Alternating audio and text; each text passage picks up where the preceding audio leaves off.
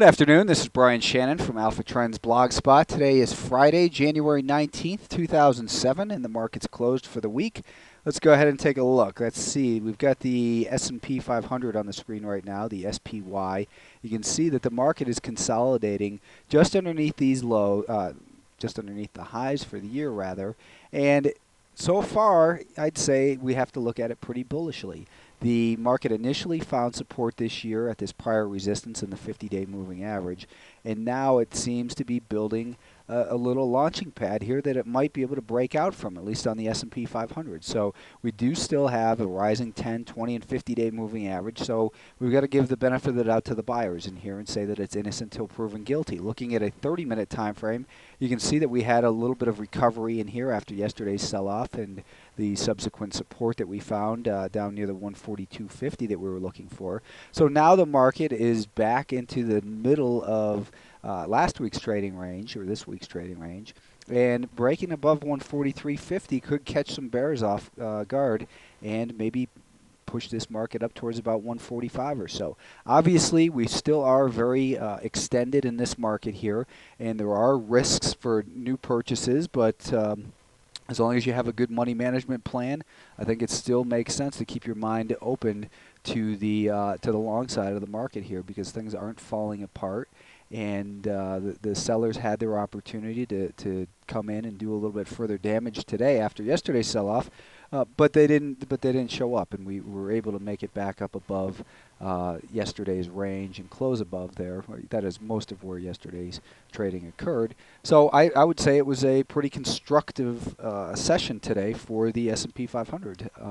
Right now, though, I would say that you still want to be defensive, in particular if it gets below 142.50 early next week. And looking at the Nasdaq 100 Trust, the Qs, you can see that on the weekly time frame we've had a breakout, we've had a test of that level, and now it looks like we're making a potential higher high and higher low. It would have been nice to see the market close this week above that line that I just drew across. More, if it was to close closer to 45, I think it would be a little bit more constructive.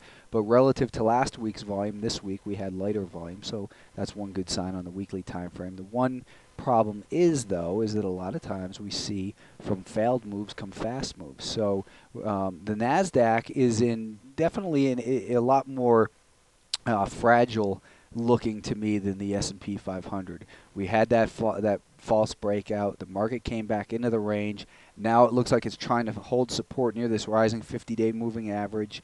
We're in the middle of a range, which tells me you don't want to get aggressive either way, long or short. I could easily see a test of the $43 level, and that might scare some people. But overall, we are still in an uptrend. The shorter-term time frame, the 10-minute time frame, you can see that we were cautious yesterday after it broke that support level, and the market pulled back down towards the 50% retracement level for the year.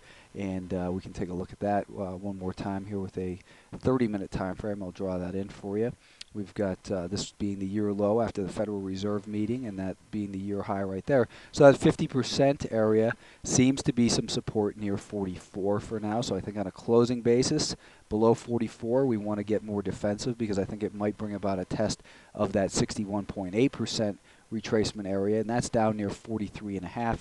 Breaking below there could have bigger ramifications. Definitely, I think we'd be in for a test of the low end of this range. But overall, the market held up today, and we're going to have to just give it some time to see if it can heal in here. I think that above 44.40 or so, then we could get a little bit more optimistic about the short-term course of the market. But we do have a declining 5-day moving average, and as long as the market's below that and it is still declining, I think we want to take it easy going early on next week. The semiconductors were able to add a little bit.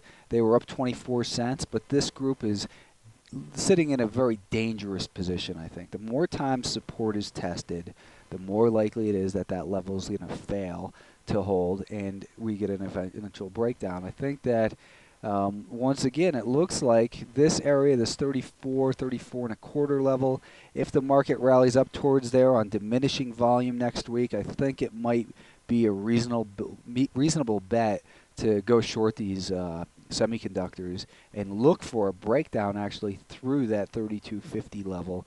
And if that were to happen, I think we could see about 30, just under 3175 or so, and that would make for a good trade. It's all speculative right now. For now, it's just a possible scenario, but we do have a declining 5-day moving average, which tells us to be cautious. 10-minute time frame.